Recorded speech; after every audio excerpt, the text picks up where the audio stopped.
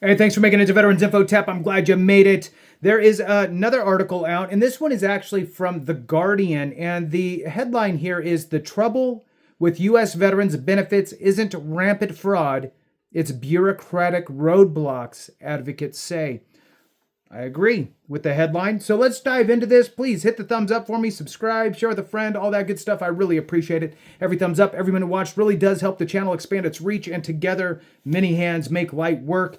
We must share this information. We must be on top of it and not sit back. With that, let's dive into it. I really do appreciate your support. All right, veterans groups say recent Washington Post stories on VA disability payments paint a misleading picture.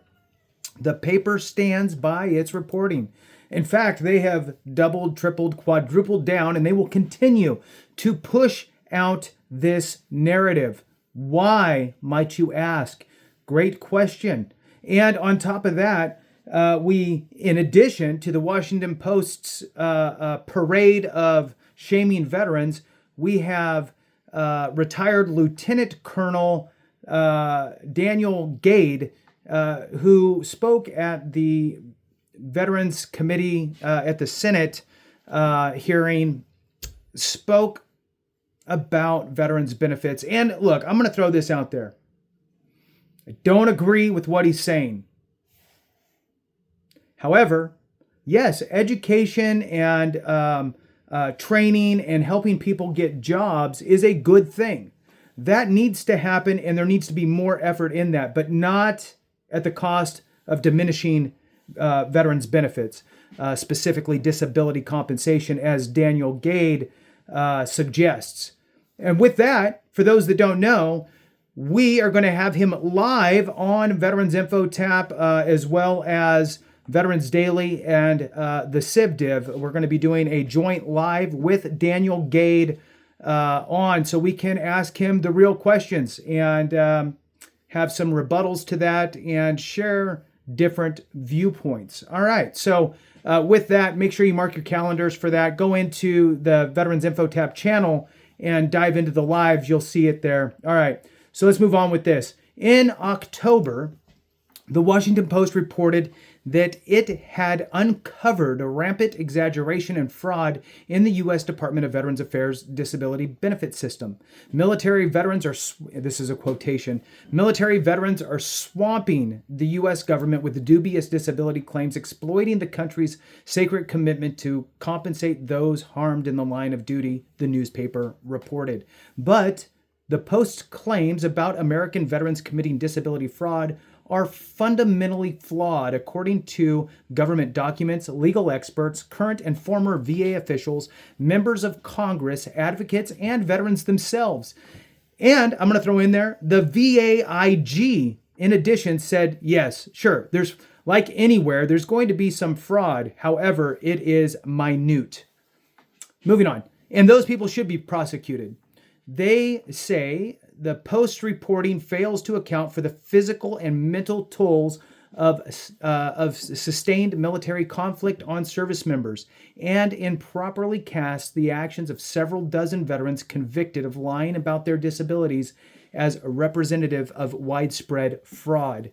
Rather than providing evidence of a persuasive problem, experts say the convictions show that the system for combating fraud is working. The American Legion, Veterans of Foreign Wars, Vietnam Veterans of America, and Iraq and Afghanistan Veterans of America have condemned the Post series of stories as misleading and insulting to veterans who have sacrificed for their country. Others worry the Post stories will be used as a pretext to reduce benefits for former members of the U.S. military. Project 2025, which we haven't talked about for quite some time, has served as an intellectual guide for Trump's second term, proposes that the VA target significant cost savings by revising disability ratings awards for future claimants. Two things that I'm going to talk about here. One, we're still seeing ads to veterans benefits. The only retraction that we're seeing are things that have already been in place. And this is not a Democrat or Republican thing. This is just a VA doing the VA thing over the course of a decade. The revision of rating schedules with modern medical analysis and so forth tend to not be in the veterans' favor with regard to VA disability compensation. There's been 10 or 11 VA rating schedules that have already been adjusted over the course of the last decade, and there are still 4 that are coming. Neurological, auditory, respiratory, and mental health. Those are the 4 rating schedules that are still in the process of being revised and implemented at the VA. 80% of it's bad, 20% of it's good. It is what it is. It will happen. Now, one of the things that I will say is that the conversation of dramatically changing the VA disability compensation system has been something that has been talked about, well, kind of year over year over year. And it also comes from the Congressional Budget Office. They always talk about, hey, you want to save some money? Here's a way. So Project 2025, it really doesn't matter. Everybody that is the pencil whippers out there trying to figure out a way to save the government money, they target VA disability compensation for whatever the purpose of that is.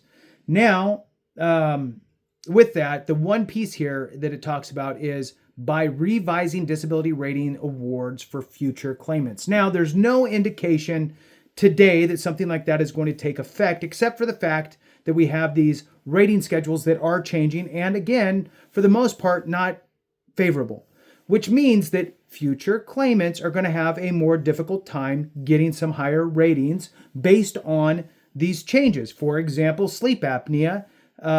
Currently, if you have a CPAP prescribed, you would get a 50%.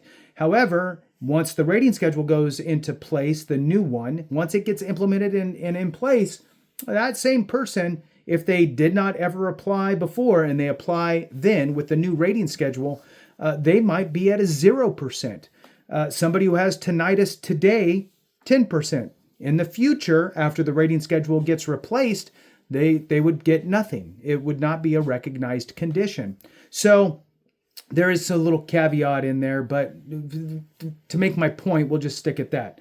So here's the thing. If you are not sure, if you are not sure if you are properly rated, if you can't say without any hesitation, I have the exact rating that I should have based on my conditions, my secondary conditions, based on the rating schedules, I know exactly where I am, and I know that my rating is absolutely 100% true. If you can't say that without questioning what you're even saying, then reach out to us, Evidence-Based VA Claims. We're happy to do a free email consultation, and if we take on your coaching services, if we take you on into our coaching services and we coach you through what you can expect with your situation, we guarantee that you will get an increase if you follow our guidance. All right. So with that, let's move on here. The other thing that bothers me with the Washington Post story is that it pits the American people against veterans, and it's also divisive within the veteran community, sadly. So, you know what? I also want to throw out some quick numbers as we start to go into this. There's somewhere around 16 million veterans in the U.S. Depends what numbers you pull up. Sometimes you'll still see 17, 18 million. I think it's lower. So 16 million-ish veterans in the U.S. Of that number, approximately 30%, only 30% are receiving disability compensation at any level. Of the 30%, 65% are rated 50% or lower.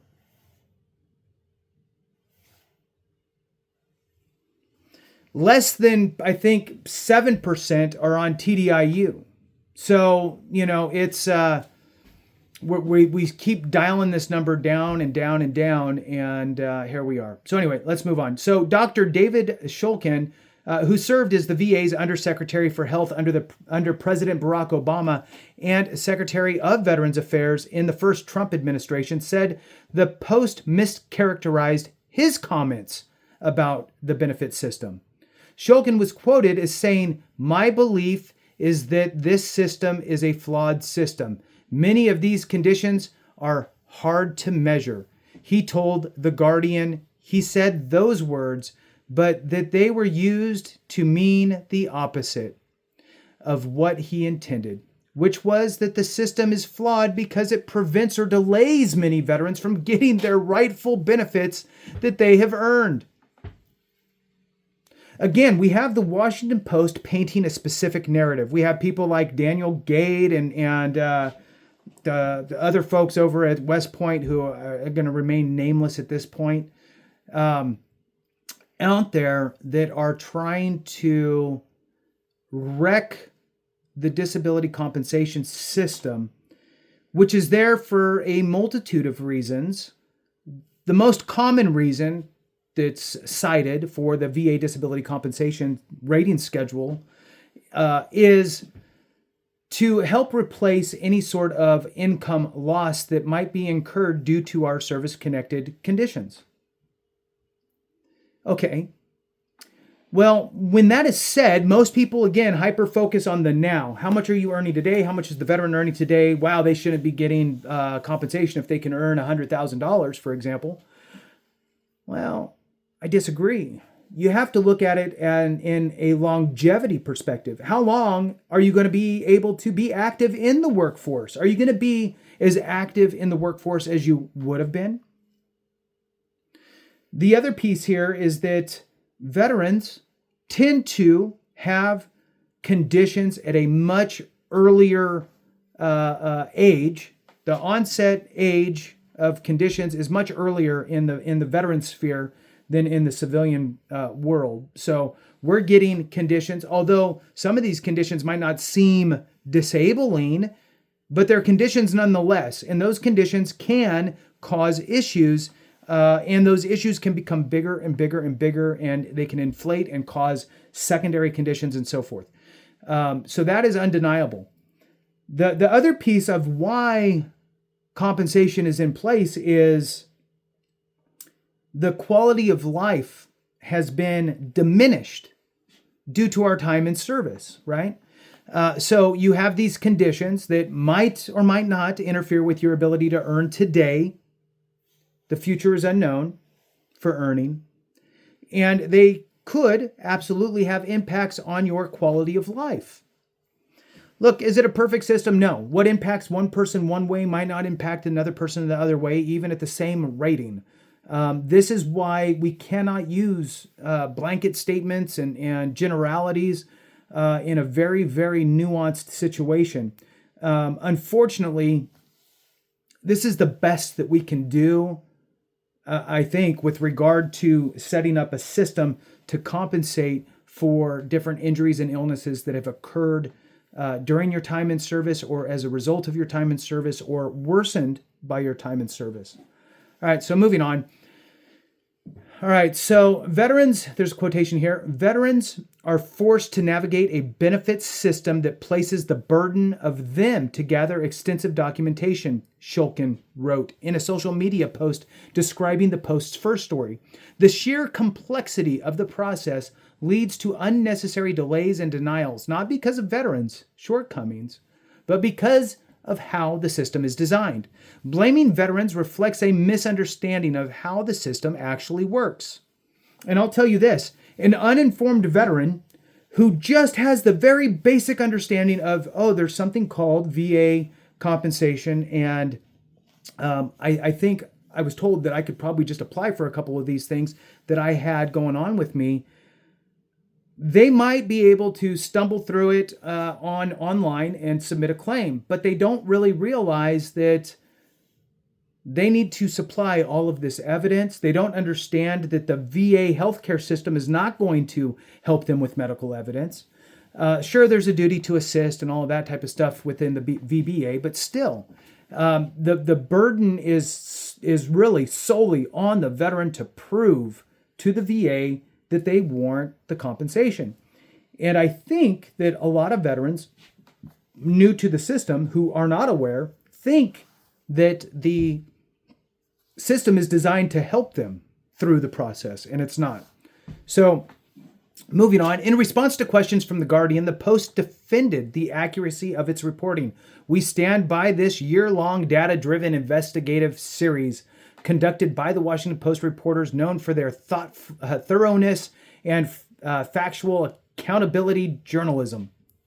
The statement said its findings are based on public records and more than 100 on-the-record interviews, including from veterans and current and former VA officials. The newspaper said it represented Shulkin's comments fairly, saying former VA Secretary Shulkin confirmed the accuracy of his quotations with a Post reporter before and after publication. The Post said reporting on fraud is essential to safeguarding benefits programs funded by taxpayers and ensuring resources reach the veterans who need them most. Okay, I disagree. It's not about, there's not a who needs it most category. It's you qualify for benefits or you do not. Now, within that, sure, there's some that are a more harmful conditions, but everybody warrants compensation if they qualify based on service connection. I mean, it's what they're trying, what the Washington Post is trying to do is paint a picture of here's a big ball of veterans that qualify today for VA compensation, but of that big ball of veterans, really only these ones are the deserving ones. And that is, quite frankly, wrong. Politicians from both parties have attacked the series. At a hearing last week of the Senate Committee on Veterans Affairs, Republican Tim Sheehy of Montana, a combat veteran and former Navy SEAL, called it poisonous and disgusting. Senator Tammy Duckworth, a Democrat from Illinois who lost her legs in Iraq, called it an effort to falsely depict our nation's veterans as a group of dishonest fraudsters and cheats. There's a quotation here. Nobody is denying the unfortunate reality that a small number of veterans who exists who will dishonor their service and their fellow veterans by defrauding the VA, Duckworth said, saying she supports robust enforcement. The mistake we must avoid is allowing a minority of criminals to dictate the redesign of the disability benefits system into a bureaucratic black box that is more frustrating and less fair and will leave more veterans waiting and dying waiting to get their benefits they've earned. I agree. The committee chair, if you didn't watch the hearing, it is under the lives on the channel. So go to the channel homepage, go under the lives, and you will see that. The committee chairman, Republican Jerry Moran of Kansas, acknowledged concerns and frustrations about the articles, but added that the Post series provides us an opportunity to have an important discussion about whether the system we have built is serving the needs of veterans today and how we can reform it to better serve those it was designed to help. The VA has condemned the Post reporting as garbage, but declined to provide specifics. Here are some of the key points the Post story highlights and what experts, veterans, and public record say. The Post reported taxpayers will spend roughly $193 billion this year for the VA to compensate about 6.9 million disabled veterans on the presumption that their ability to work is impaired. It notes this is a six-fold increase since 2001, adjusted for inflation. Experts say that this increase represents a predictable outcome of the wars in Iraq and Afghanistan, the longest in American history. More than 4 million Americans have served in the global war on terror. with 77% deployed to a war theater and 58% serving in a combat zone. So those are big numbers, right? The absence of a draft meant a higher share of veterans of these wars served multiple deployments than previous wars, leading to higher rates of PTSD and physical injuries from bomb blasts. Linda, I don't know how to say it, Bilmes, a professor at Harvard University Kennedy School of Government who co-authored the 2008 book, The $3 Trillion War, noted that the heavy use of military contractors to fill support roles such as cooks and mechanics also meant that a greater proportion of Iraq and Afghanistan veterans were exposed to violence. Bilmes has estimated that the cost of disability benefits for the Iraq and Afghanistan generation would reach between 1.3 trillion and 1.5 trillion by 2050. There's a quotation here. "I see no evidence of fraud greater than in any other government program," she said. Instead, Bilmes said the stricter...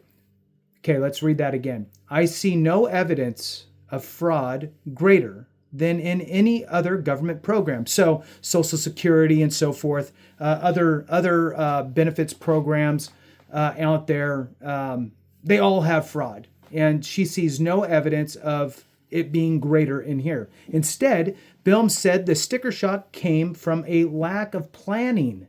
When Congress authorizes a war and the Pentagon fights it, no one plans for the long-term cost, which grows as veterans age. Injuries sustained in service become more debilitating and diseases from toxic exposure develop.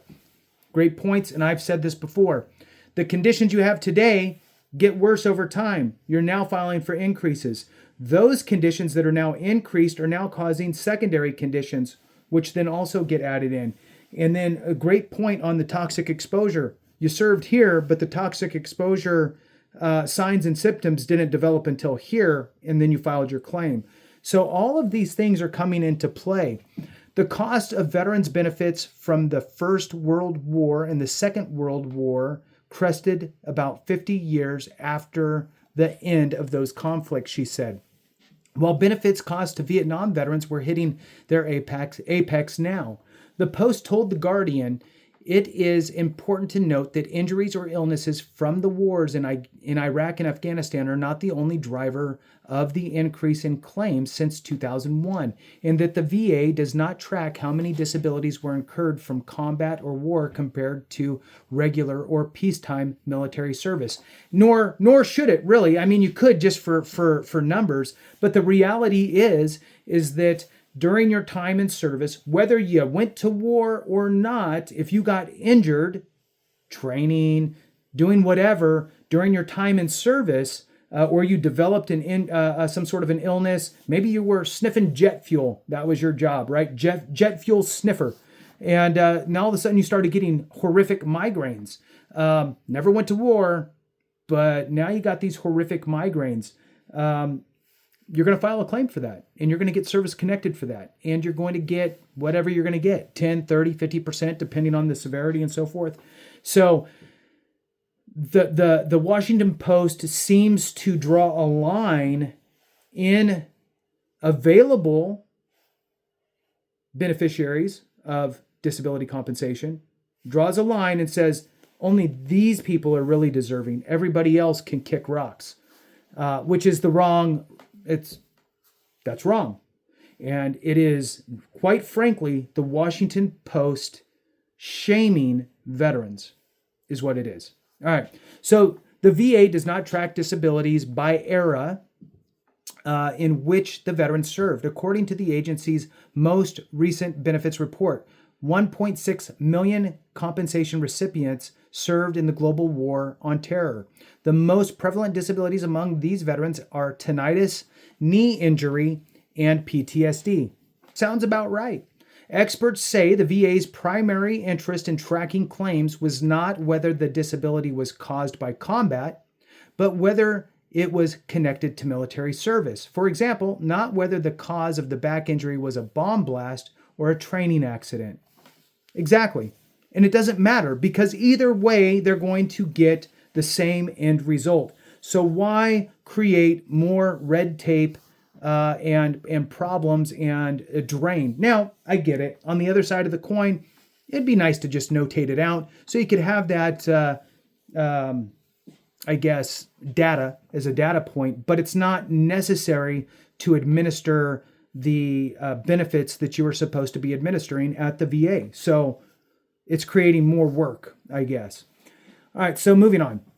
The Post reported that the number of disabilities claimed by veterans is growing, noting that last year each disabled veteran received on average benefits for a combination of about 7 injuries and illnesses, up from 2.5 per person in 2001. Okay, so good. It's bringing awareness. The problem with VA disability compensation, number one, is the word disability. It should just be VA compensation. The second piece is most people, when you first think about it, and this is coming from me as a former accredited veteran service officer, you would get people who would come in to the office and say, well, this is the one thing that's really bothering me. Okay, great, that's the one thing that's really bothering you, but let's talk about everything that's going on with you. Let's have a whole person discussion. Let's really kind of talk about you and your situation. And let's really uncover what's available to you, right? And let's go from there. So I'm glad to see that the number is up. And guess what? Remember that these conditions have to be proven to have manifested during your time in service, are a result of your time in service, or were aggravated by your time in service by evidence. And it goes through the process, right? So, I don't know what else to say other than good. Experts say this is not an indication of dubious claims, but rather the nature of injuries sustained in Iraq and Afghanistan. For example, the Pentagon reported 518,000 military members experienced at least one brain injury between 2000 and 2025. A body of scientific research has found that even mild cases can involve serious long-term effects on areas such as thinking ability, memory, mood, and focus, as well as headaches, vision, and hearing problems. And there's been multiple studies now and more information coming out on those micro TBIs. So, for example, let's say that you have your head next to the base plate on a mortar. Over and over and over and over and over and over and over and over and over and over again. Maybe I try to tell my wife that explains things a little bit. So anyway, moving on. In the VA disability claims process, each of these symptoms, tinnitus, migraines, and mental health conditions are evaluated separately, as are, for example, back injury sustained from a Humvee rollover or other event that caused a concussion. VA researchers have also found chronic multi-symptom illness to be common among Iraq and Afghanistan veterans, likely from toxic exposure. The ailment presents a combination of chronic symptoms such as fatigue, joint pain, indigestion, insomnia, dizziness, breathing problems, and memory problems. Veterans of the 1990-1991 Gulf War, who number 700,000, face similar problems. The Post headline said, VA's disability program is an honor system.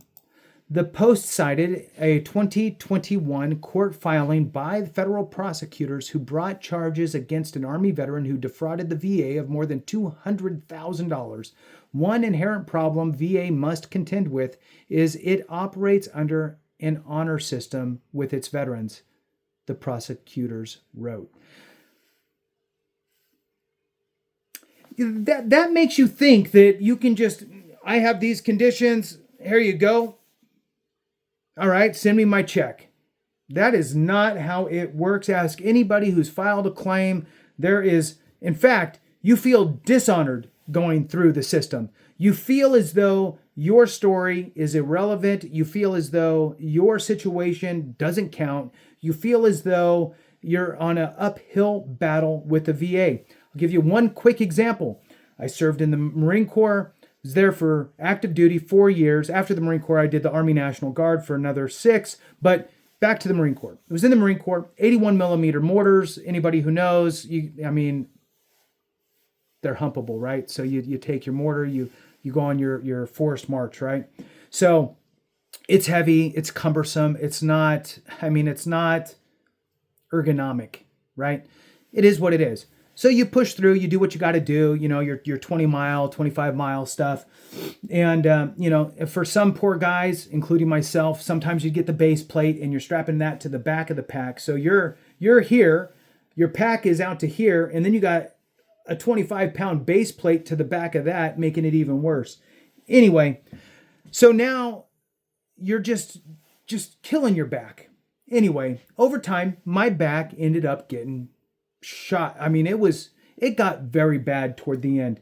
And finally, it was so bad to where, my 3,200 milligrams of Motrin wasn't really cutting it. So I was bracing my knees against the sink to bend over to brush my teeth and spit in the sink.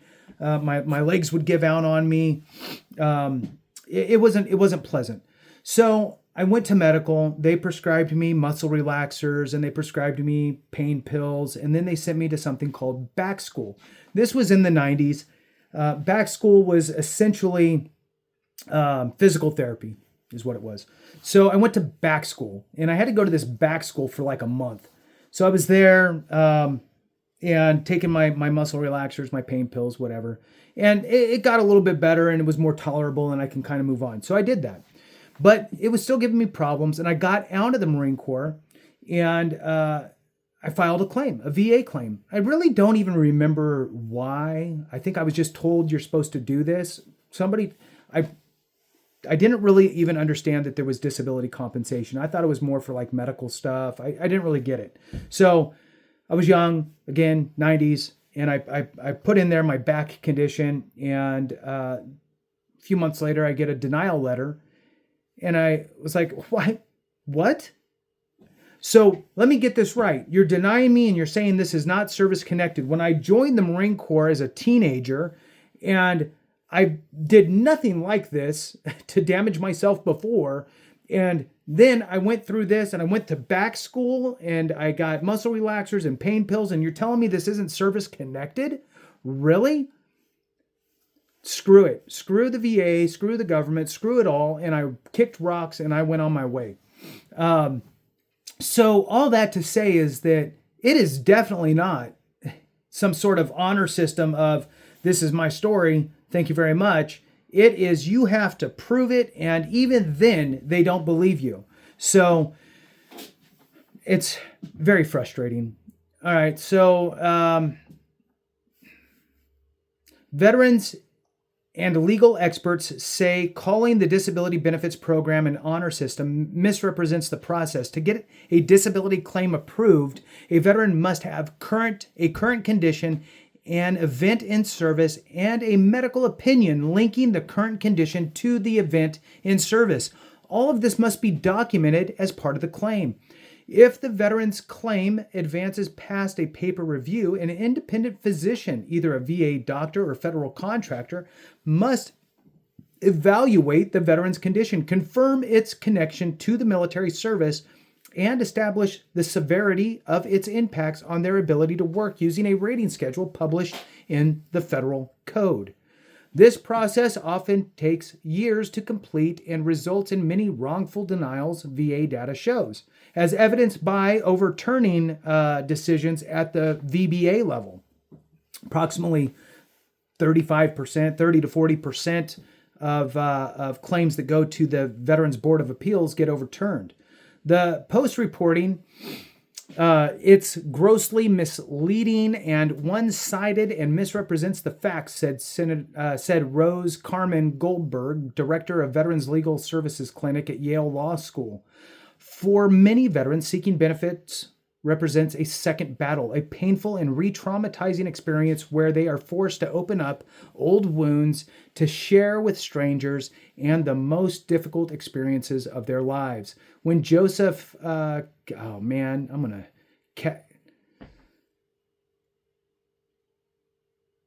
Castellanos, I don't know, returned home from Afghanistan. Joseph, sorry.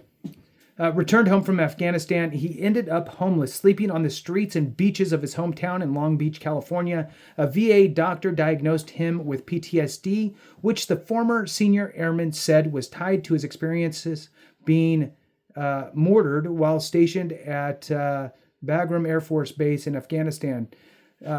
Joseph said, Joseph, who is gay and joined the military when it was legal for LGBTQ individuals, or plus individuals, to serve openly, also said he was raped twice during his 4 years in the service. Like many veterans who say they experienced sexual trauma in uniform, the VA estimates 41% of women and 4% of men in the service experienced military sexual trauma. Joseph did not file a report, so there was no paper trail. In 2014, a VA compensation examiner conceded that Joseph had most likely been raped at some point in his life, but concluded that he had not been sexually assaulted while in the military. The examiner also rejected Joseph's statements that he was traumatized by mortar fire in Afghanistan, noting he continued to be a top performer throughout his deployment. It would take Joseph, right? Because it's Jose and then a PH for Joseph. Anyway, for those Josephs out there, I'd call you Joseph. All right. 4 years. In fact, if you've hung on 36 minutes, put Jose-PH in the comments, and then I'll know you did. All right. It took him 4 years to get his disability claim approved. During most of that time, he was homeless. The disability payments he finally received has stabilized his life. He is currently pursuing a doctorate in cultural studies and a law degree, which he plans to use to help other veterans with disability benefits appeals. Good for him. In its statement to The Guardian, the Post said it reported in great detail how the disability claims process works and how, under the law, medical conditions must be documented as service connected to qualify for compensation. The newspaper also said that while some ailments can be verified with x-rays or blood samples, many of the most common claims filed with VA include depression, back pain, erectile dysfunction, and migraine headaches are difficult to confirm without objective medical tests. The Post reported that it examined how some veterans have conned the government by obtaining records from 30 disability fraud cases that have led to criminal convictions since 2017. The Post said it uncovered cases of brazen fraud totaling tens of millions of dollars. Many of these cases led to lengthy prison sentences. Barry Hoover, for example, a Navy veteran who faked blindness, was sentenced to 27 months in prison and ordered to pay $400,000 in restitution. No examples of veterans who perpetrated fraud but went unpunished were revealed by the Post. The VA disability compensation system provided nearly 7 million veterans an estimated $193 billion in benefits in 2024. The tens of millions of dollars in fraud cited by the Post represents less than 1/100th of a percent of that total, which is 0.005%. In its statement, the Post said it repeatedly reported in its articles that VA officials, veterans groups, and independent analysts say most disability claims are legitimate. At the same time, current and former VA officials say fraud investigations are relatively rare because of a lack of resources and because VA does not place a high priority on policing fraud. It said that while the amount of fraud within the system is inherently unquantifiable, no one seriously doubts that it far exceeds the amount from the tiny fraction of cases that have resulted in prosecutions. The Post reported that the number of veterans receiving benefits for disabilities such as tinnitus and post-traumatic stress disorder has grown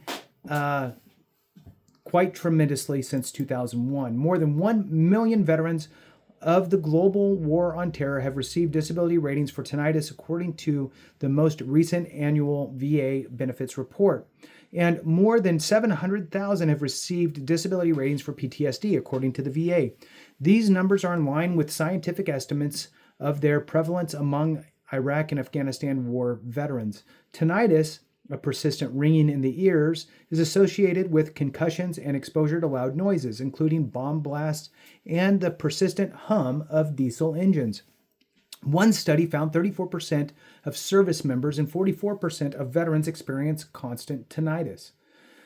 Of the 5.8 million veterans treated by VA clinicians in fiscal 2024, about 14 out of 100 men and 24 out of 100 women were diagnosed with PTSD, according to the National Centers for PTSD. The center estimates that 15% of Iraq-Afghanistan veterans experienced PTSD last year, with nearly 30% experiencing it during their lifetime.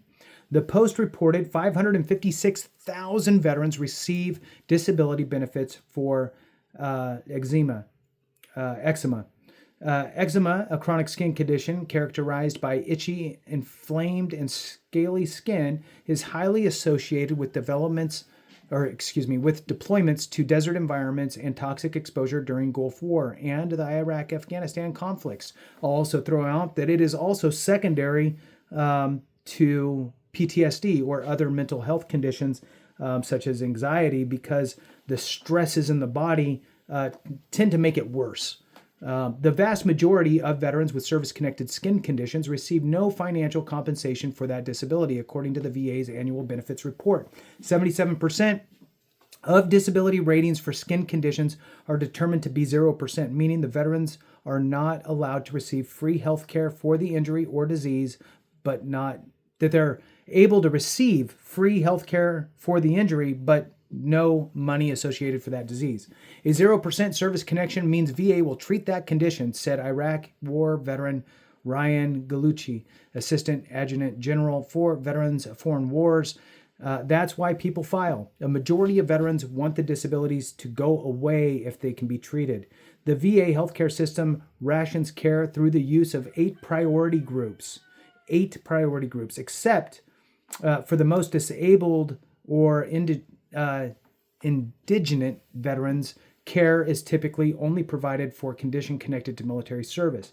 For payment to be provided for eczema, claims examiners must find lesions covering at least 5% of the body or require regular treatment. For veterans to receive the maximum rating for eczema, which entitles them to approximately $1,500 a month, the lesions must cover at least 40% of the veteran's body or require nearly constant systematic care.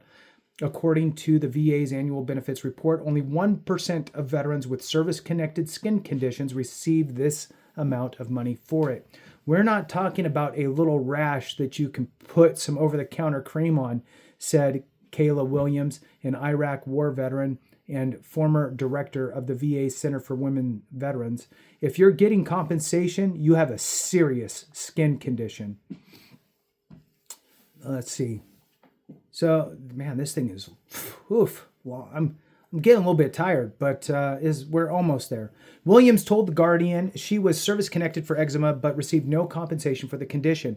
She said she wanted it in her record in case the condition got worse later, so she would not have to prove it was linked to her military service. By that time, the records she would need to rely on might have disappeared. The Post reported veterans have received disability compensation for toenail fungus. Very few veterans actually receive compensation for this. I'm not even sure how to say that. Malady? I can't even say it. Malady. Money is only provided if an examiner finds the fungus covers more than 5% of the veteran's entire body or 20% of their foot, according to the federal regulations. Foot health is a serious issue in the military, said VFW's Gallucci, who said he went 2 months without a shower in Iraq. Amid the pressure of war, fungal growth can go unattended and become a chronic condition, he said. We're not talking about a simple athlete's foot here. If you can't get rid of it, then it's become a service-connected condition. The Post did not report how many people had received compensation for toenail fungus in its stories. In response to a question from The Guardian, the paper said 179,000 veterans had service-connected connections for fungal infections in fiscal 2023. According to VA rating schedule, that figure includes permanent fungal infections covering any part of the body, including feet, face, beard, back, groin, thighs. The Post did not indicate how many veterans received monetary compensation for this. The Guardian reached out to the VA, who declined to provide data on compensation, citing government shutdown. The Post said, "We consider it newsworthy that VA grants disability benefits for toenail fungus and other minor afflictions." The Post reported that the VA generally considers combat veterans who had their legs amputated below the knee to be 40% disabled. At that rate, they receive $774 per month, more with dependents. This is technically correct. However, veterans and legal experts say it would be uncommon to find an amputee who has been rated less than 100% disabled. The veteran who lost their leg in the war would most certainly have suffered nerve damage, musculoskeletal injuries, and other parts of their body, not to mention the potential for PTSD or other mental health conditions such as depression and anxiety. In response to questions from The Guardian, the Post said it did not contradict their reporting, stating that, as the Post had reported, most veterans who receive disability benefits are being compensated for multiple conditions. Veteran advocates and former VA officials acknowledged that this was an issue that the rating schedule for sleep apnea developed decades ago was prone to abuse. In 2022, the Biden administration proposed new standards that reduced the amount of potential compensation for the condition, providing payments only to veterans who could prove their ability to work was affected. The proposed rules also asked examiners to ask veterans about whether they had first tried less intensive therapies such as weight loss before trying a sleep mask. A VA spokesperson said the agency is on pace to complete modernization of the entire disability rating schedule during the Trump second administration. An official with the Federal General Accountability Office told Congress last week that the federal code remains antiquated in 4 areas: respiratory conditions, ear and auditory conditions, neurological, and mental health, but has been updated for the other parts of the body. All right, so look, that is true, and I've talked about it. Here we are at 47 minutes. The 4 rating schedules that need to be completed, and this is it: auditory, respiratory, mental health, and neurological. Those are changing. 80% bad, 20% good. Probably if you haven't filed for claims in those specific areas and you have claims in those areas, just file for them now. If you can't find a free accredited representative, reach out to us. We're happy to help you. Evidence-based VA claims, and the information is in the description and in the comments. Thanks for watching. I appreciate you. Have a great one. And remember, if we don't take care of each other, something went wrong.